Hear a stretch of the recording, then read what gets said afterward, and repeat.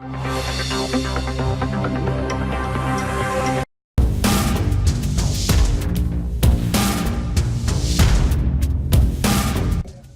خصوصی برائے پیٹرولیم ندیم بابر نے کہا ہے کہ پاکستان میں تیل اور گیس کے دریافت کے نتائج بہت حوصلہ افزا ہیں۔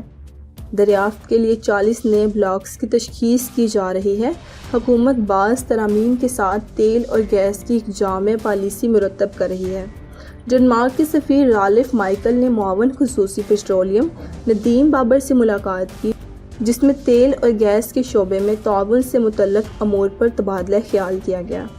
معاون خصوصی پیٹرولیم نے کہا ہے کہ پچھلے 5 سالوں میں تلاش اور پیداوار کے لیے نئے بلاکس نیلام نہیں کیے گئے تھے، جس کی وجہ سے گیس کی پیداوار میں سالانہ 5% سے 7% کمی ہوئی ہے۔